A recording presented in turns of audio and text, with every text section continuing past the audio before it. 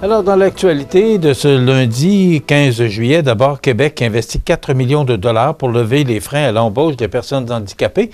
Le gouvernement qui lance une nouvelle mesure qui promet de résoudre plusieurs défis majeurs rencontrés par les entreprises dans l'embauche de personnes vivant avec un handicap. L'initiative Apprentissage pratique en milieu de travail, dotée d'un budget de 4 millions de dollars, vise à fournir un accompagnement personnalisé, un soutien à l'accueil et à l'intégration ainsi qu'une aide financière pour couvrir les coûts supplémentaires liés au développement des compétences des travailleurs handicapés. Donc, c'est une très belle nouvelle. Mario Caron, qui a été directeur général autrefois à Saint-Jean-Port-Joli, à la municipalité, accompagnera la municipalité de Sainte-Pétronille dans ses relations avec ses citoyens. Il agira à titre de conseiller nommé par la ministre des Affaires municipales. Sa nomination a été annoncée dans la foulée des événements qui avaient entraîné la démission de 3 conseillers, on s'en souvient. Alors, son mandat d'une durée de 12 semaines débutera le 16 septembre prochain. Maintenant, sur la scène provinciale, nationale et internationale, vous avez sûrement entendu parler de cette histoire. C'est pas le premier, mais c'est peut-être pas le dernier. Des images qui font peur à regarder. Et justement, le titre du Journal de Québec, ça fait peur. C'est arrivé samedi soir, une nouvelle crise politique qui frappe les États-Unis, une autre, après la retentissante tentative de meurtre à l'endroit de l'ancien président Donald Trump, un attentat hors du commun que la police cherche toujours à expliquer parce que ce qu'on dit, c'est que la sécurité autour de cet homme-là est extraordinaire et on a réussi à déjouer la sécurité autour de M. Trump. L'homme de 78 ans échappé de peu à la mort samedi lors d'un rassemblement partisan à Butler, en Pennsylvanie. Alors qu'il s'adressait à la foule, le jeune homme de 20 ans, Thomas Matthew Crooks, a tiré plusieurs coups de feu à l'aide d'un fusil d'assaut de type AR-15, une arme tristement connue pour faire des ravages lors des tueries de masse aux États-Unis. Ce qui est dommage aussi dans cet événement-là, c'est que dans le chaos, un spectateur de 50 ans, Corey Comperatori, a été tué et James Copenhaver, 74 ans, et David Dutch, 57 ans, ont également été blessés. Donc, c'est sous la plume de Laurent Lavoie du Journal de Québec de ce matin. On verra bien, là, c'est je cherche le bon mot, là, républicaine, là, c'est le Congrès, là, c'est la grande assemblée là, des républicains qui commence aujourd'hui. Là. Je cherche le terme exact, là, mais... convention, voilà, c'est la convention des républicains et M. Trump a dit qu'il serait présent et qu'il y assisterait. Alors, une histoire à suivre, mais ça brasse aux États-Unis et cette élection fait beaucoup jaser, cette élection du mois de novembre prochain entre M. Trump et M. Biden. Et un spécialiste mentionnait sur les ondes d'RDI ce matin qu'il faudra surveiller les sondages avec ce qui se passe du côté de M. Biden. Et aussi, on pense que cet événement-là pourrait donner quelques points de sondage à M. Trump. C'est à suivre cette campagne électorale là, qui aura lieu au mois de novembre prochain. Les policiers de la Sûreté du Québec qui approuvent l'entente de principe à 70 %. Donc, cette entente de principe conclue la semaine passée entre les policiers de la Sûreté du Québec et le Conseil du Trésor prévoyait notamment des augmentations salariales allant de 26 % à 32,9 % et cette convention collective est signée pour jusqu'en avril 2027. Donc, entente signée entre les policiers de la Sûreté du Québec et le Conseil du Trésor. Voilà. Northvolt, totalement libre de reporter tous ses projets. On dit que le chantier de son complexe de 7 milliards de dollars au Québec est déjà à l'arrêt complet. Northvolt a toute la latitude voulue pour suspendre ses projets d'expansion, notamment au Québec, a récemment indiqué l'entreprise dans son rapport annuel. Donc, en 2023, Northvolt a enregistré une énorme perte de près de 1,6 milliard de dollars canadiens, précise le document rendu public au début du mois.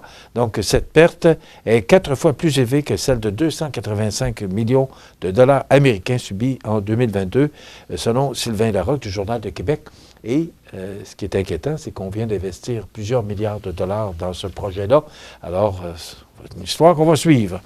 Et une autre histoire qu'on va suivre, vous savez, récemment, M. Poutine, le président de la Russie, est allé voir M. Xi Jinping, le président de la Chine. Il est également allé voir Kim Jong-un de la Corée du Nord. On annonce que la Chine et la Russie mènent des exercices militaires conjoints. La Chine qui a annoncé hier mener des exercices militaires conjoints avec la Russie au sud de son territoire après un sommet de l'OTAN lors duquel Tokyo a mis en garde contre la menace croissante que représente le resserrement des relations sino-russes. Donc, une autre histoire à suivre. On en a en masse d'histoires à suivre. Je vais vous rassurer là-dessus. Demain, on vous propose la chronique d'optométrie Sky Vision. C'est ce qu'on vous propose, entre autres, pour cette émission du mardi. Donc, ça complète notre émission de ce lundi 15 juillet. Oui, je vous souhaite de passer une excellente journée. On dit que ce sera chaud et humide, donc profitez-en. Bonne journée, à demain.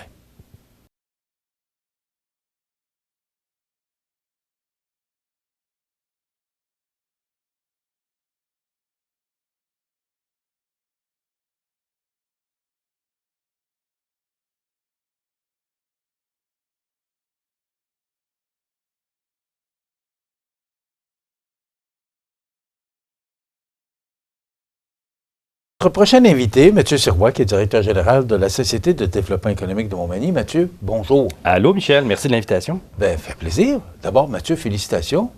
Tu as gagné un prix pour ta pièce de théâtre. Donne-nous des détails un peu. Oui, c'était pour l'interprétation de François Pignon dans le Dîner de con qu'on avait présenté en mai 2023.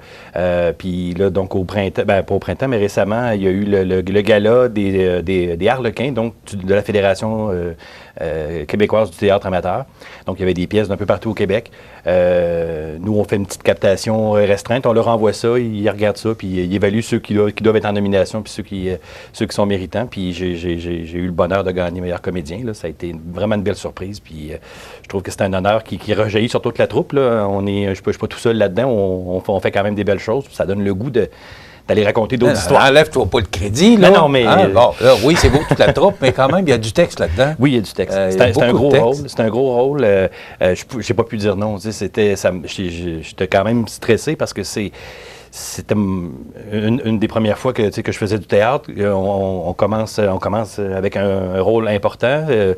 Il y avait beaucoup de textes, mais je me suis fait conseiller. J'ai eu un collègue de scène qui s'appelle Marc Fréchette qui a vu neiger, qui m'a donné des petits trucs. On connaît la réputation de Marc aussi. Oui. Éric Fortier à la mise en scène. Donc, j'ai eu des mentors qui m'ont donné des petits conseils. On a appris le texte petite bouchée par petite bouchée. Puis finalement, il finit par coller. Puis on est prêt à faire des folies sur scène. Les gens sont venus en grand nombre. C'est une pièce qui se vend tout seul, pratiquement. Là, tous les gens, tout le monde connaît le Dîner de con à peu près. Fait que ça a été vraiment une belle aventure. Puis ça vient mettre vraiment la cerise sur le Sunday là, de ce parcours de théâtre-là. Oui. Bon, tu es venu pour nous parler d'un été chaud. Oui. Mais d'abord, je voudrais juste savoir, est-ce qu'il y aura d'autres pièces présentées prochainement? Oui, effectivement. Là, cet automne, il y a Enfant insignifiant de Michel Tremblay qui va être présentée. Celle qui sera au printemps n'est pas connue encore, mais c'est sûr qu'il y en a une cet automne. Je pense que la troupe, on aimerait ça présenter 2 pièces par année. Puis celle-là de l'automne, la distribution est quand même excellente. Des comédiens qui reviennent dans la troupe, des gens d'expérience, des gens qui savent faire. Ça va être une fichue de belle pièce. On va suivre ça. Oui. Mathieu, tu es ici pour nous parler de la semaine, parce que là, c'est un été chaud, c'est sur 2 mois, là, presque 2 mois. Mais là, cette semaine, c'est un peu particulier, parce que là, on arrive, même nous, on tombe en vacances vendredi, là, on arrive avec les vacances, normalement, il y a la vente de trottoir. Alors, raconte-nous un peu là, la composition de des événements de cette semaine. Bon, tu as parlé de l'été chaud rapidement. Cet après-midi, il y a un spectacle pour les gamins. Donc, c'est Becky qui va nous raconter un voyage dans les fonds sous-marins, si on veut. Donc, Becky à la plage, et c'est du cirque, vraiment, là, de la comédie. Donc, c'est à 13h à Place Montel. Donc, tous les camps de jour, les services de garde, les grands-parents qui s'occupent des petits-enfants aujourd'hui, venez nous voir à 13h. On installe des estrades pour un beau spectacle qui nous est présenté par la MRC de Montmagny. Mercredi, c'est un pique-nique en musique sur la scène. On espère être capable on espère que Dame Nature va être de notre côté pour présenter ce spectacle-là. C'est un trio jazz. Lucie Roy, Denis Boulanger et Daniel Marcoux. Une voix, un piano, une contrebasse.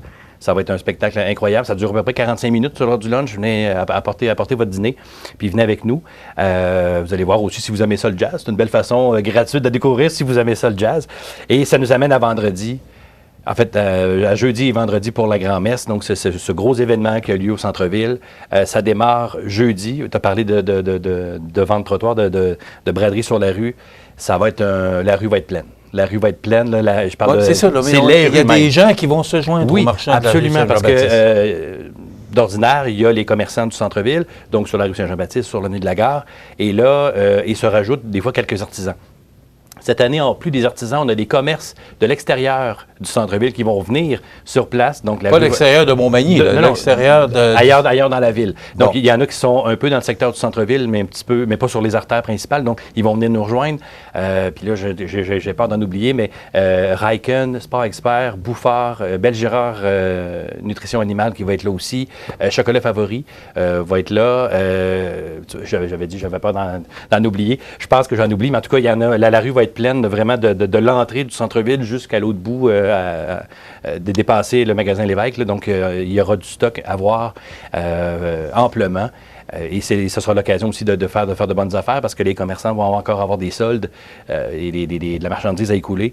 Donc, ça se fait jeudi et vendredi sur les 2 journées.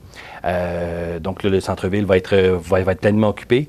Et vendredi, il va être encore plus occupé parce que là, c'est l'événement, c'est la foire brassicole. C'est les camions de rue, c'est les microbrasseries. C'est là où on attend une grande foule. En plus, si ça continue comme ça... La mère nature semble vouloir être de notre bord. Oui, donc on va avoir une belle journée. Donc, on s'attend à quelques milliers de personnes sur le site. Encore une fois, un spectacle en soirée. Donc, on aura une belle journée avec... puis, je tiens à les mentionner, le Marquis Imprimeur, Coop IGA et OK Pneus André Ouellette. C'est 3 partenaires en or, là, vraiment, pour nous aider à faire cette journée-là, parce que c'est la SDE qui est promoteur de l'événement. Nous autres, on n'est pas à but lucratif. Donc, notre objectif, c'est pas de faire des sous. Nous autres, on veut juste que quand on paye se régale à la fin, ça fait 0, puis tout le monde a eu du plaisir, puis on est content. Mais pour être capable d'arriver à 0, ça prend des partenaires pour danser, absolument, sinon on n'y arrivera pas.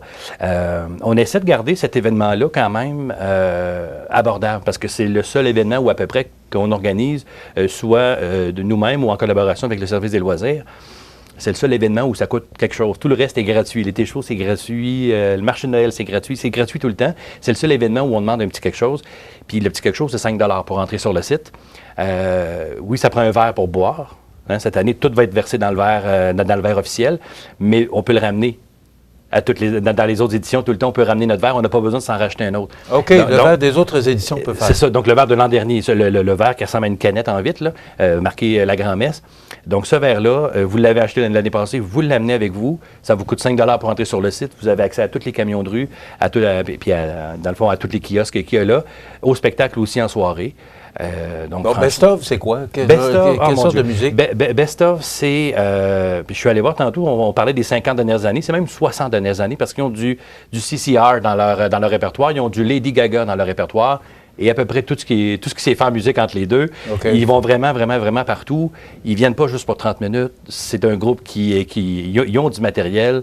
Je disais à la blague, lorsqu'on a fait la conférence de presse, c'est le genre de groupe que tu mets 25 sous puis ça joue tout seul pendant des heures. Là.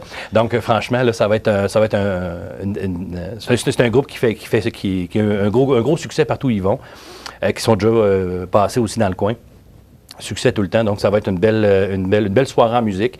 Vraiment, là, on en aura vraiment pour tous les goûts. C'est une douzaine de microbrasseries qui seront représentées sur le site, au-dessus de 40 sortes de bières différentes. Il va y avoir, excusez l'anglicisme, là, mais des food trucks, des camions de rue. Les camions de rue, on en a 6. On aura le bar laitier Chouinard pour la portion dessert, si on veut. On en aura un qui fait des tacos, un qui est spécialisé dans les ailes de poulet, un dans la viande fumée. Il y en aura vraiment, là, en se promenant un peu, là, on est capable de regarder les menus, puis c'est sûr que vous allez trouver quelque chose à votre goût, là, c'est presque officiel. Pour se procurer le verre, la prévente, donc le verre en prévente est à 15 $, ça se termine ce midi. Il y a 4 façons de se procurer le verre. Vous pouvez aller soit à l'Hôtel de Ville, soit à nos bureaux de la SDE au 101B Avenue Sainte-Julie. On est juste derrière la place Montel. On est très facile à trouver. On a également chez Coop IGA de Montmagny. On a chez OK Pneus. Puis on a à lagrandmesse.com. Fait que vous pouvez l'acheter directement en ligne. On va vous le préparer, on vous le garde. Vous allez pouvoir le récupérer.